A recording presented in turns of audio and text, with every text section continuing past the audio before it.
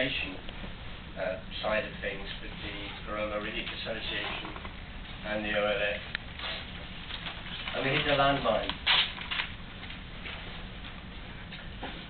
The driver on my left was killed straight away. Two of the health workers in the back of this Land Rover were killed straight away. Cormay was okay. He was flung out of the vehicle. I was knocked unconscious, and Cormay came back to the vehicle and dragged me out, and also helped three surviving health workers out. Cormay reminded me a couple of years ago there was a petrol-driven Land Rover, and it didn't go up in flames. If it had, then I wouldn't be here talking to you now, and there would have been no Oromia Support Group. What I'm haunted by, there was a long and very painful drive back to Damazine from where we hit that landmine, and I can still hear the screams of two health workers who were dying in the back of the truck behind me. Out of 8 of us in that Land Rover, 5 killed. Later that year, we were back in Sudan training teams of vaccinators. There were waves of meningitis that were hitting Oromo refugee camps and the population in, well, the whole of the Sahel, sub-Saharan Africa.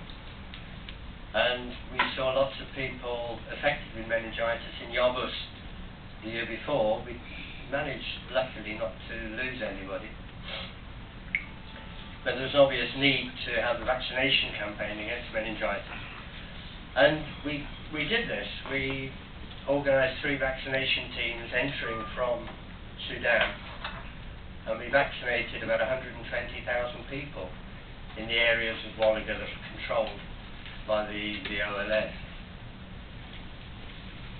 On one of the trips, we went through a new refugee placement in Yobus, where about 1,000 youngsters who were fleeing conscription with the Derg had gathered, they were fleeing from the Begi area. They'd fled to the border and they were encamped in Yobus. And this is the sort of situation where meningitis really strikes, is when you've got lots of people fully fed, not looked after very well, in close confines. And the man who was looking after this refugee encampment was Nagasa Kumsa. Nagasa is a hero of mine. He was one of the last people to escape from Korchale Central Prison in Addis Ababa, and he escaped with Dawit Itza, the current leader of the OLF, and one other fellow called Hyundai. Nagasa was the man that picked me up when we got back to Damazine after the landmine explosion. I was laying down because my back was hurting, and he picked me up like a baby and carried me into the Sudanese military hospital. And he was looking after these kids in Yobus, and he said, vaccinate these kids now before you go in to Wolaga. I didn't want to. I'd got a fixed number of vaccines. I wanted to use any remaining vaccines when we got back. But I did what he said. And because he made me do that, he saved hundreds of lives amongst those 1,000 kids. Because that night, I was called to see a young chap who was obviously dying. He was way, way too far gone. And I didn't know what he was dying from. He's got a brainstem problem of some sort.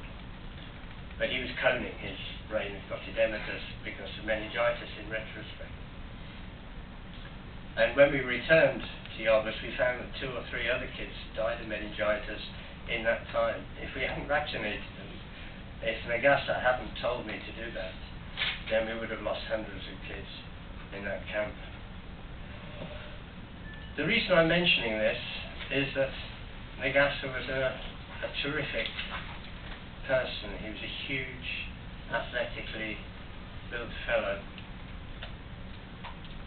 And he was killed in 1993 fighting for the OLF against the TPLF in Wolaga. Now, many of my friends, acquaintances and heroes have died. There were two camps of so-called orphans, the Oromo Relief Association orphans. They weren't necessarily orphans. Some of them were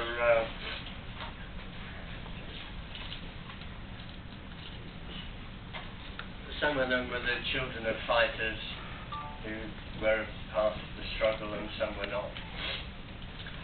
And there were several hundred of these kids between the ages of 5 and 18 in two camps in Sudan.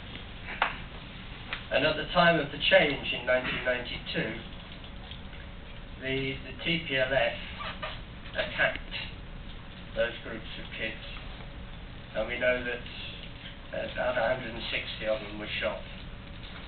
It was described that they were running through the grass like kurupe, little antelopes that jump up, and they were jumping up to see through the grass because they weren't tall enough to see where they were going.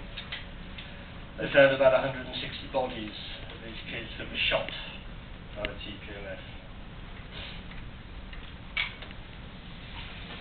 In 1992, when the OLF left the transitional government at the time of the elections, we all thought it was a temporary thing. I'm told that the person who bought the tickets for them leaving the country actually bought return tickets. Did you know that? They had returned. They were thinking they were going to go back. Because of the disappearances, killings, detention and torture that was going on, Oromo friends persuaded a bunch of us who used to work for Help Unlimited and the Oromo Relief Association. Oh, thank you. Persuaded a bunch of us to set up the Oromia Support Group. And naively, I thought that all we've got to do is put the information out there, and the international community, meaning the Americans and to some extent the British, would stop supporting this evil regime that's committing all these abuses.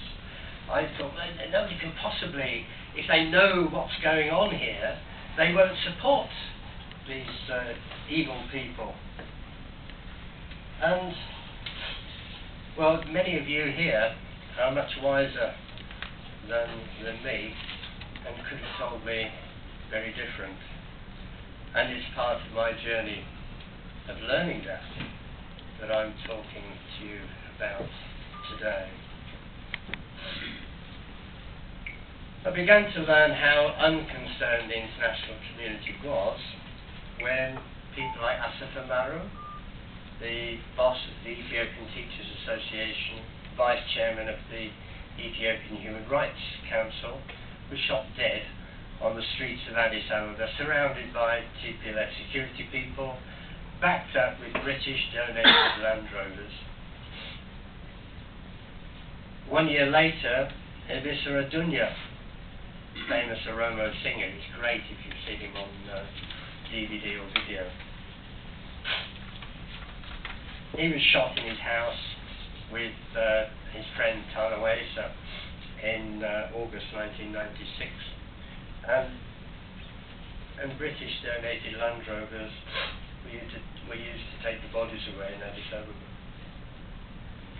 I was shocked when a young 15 or 16-year-old who'd written to the Oromia Support Group in Wolaga was shot and killed by the TPLF because he happened to have a copy of the letter that he'd written to me in his pocket. I was shocked when the Oromo Relief Association was shut down. The Oromo Relief Association was looking after about 300,000 people in Ethiopia. It was well respected by organisations like Christian Aid, Help Aid. It had approval from EGAD, and it was closed down by the TPLF with barely a squeak of protest from the international community. And in 1997, in August 1997, when Oromo and the staff at Urji newspaper were all rounded up, 3 Oromo were shot on the streets of Addis Ababa, and the media were full of these 3 OLF terrorists being killed in Addis Ababa, and people who were said to be conspiring to support the terrorists, people like Oromo. Does he look like a terrorist to you? Urji staff were arrested in 1997. Human Rights League board members, they were all arrested. Macha Tulama Association members were arrested. In those days, I was allowed access to the State Department. They used to see me then, they don't now. And I spoke to the Ethiopian desk officer, Joe Cassidy, who seemed a nice enough guy. And he promised me that he'd seen evidence that these guys were involved with raising funds for the OLF, and that this was a terrorist conspiracy. And it's since then that this subtle linkage of the OLF in the minds of people with terrorism, which is just what the TPLF wanted to happen, is this association goes on with Western thinking. In November and December 2010, so just over a year ago, 9 people were taken in Djibouti, including some UNHCR recognised refugees. They were just picked up by a combined unit of Djibouti and Ethiopian security forces, as I say, including recognised refugees. And what they did, they left, or they claimed to find, slips of paper at the arrest of one of these guys, Jundi Baka, who had been refooled 7 years previously, detained, and then came back to Djibouti. They said they found pieces of paper which showed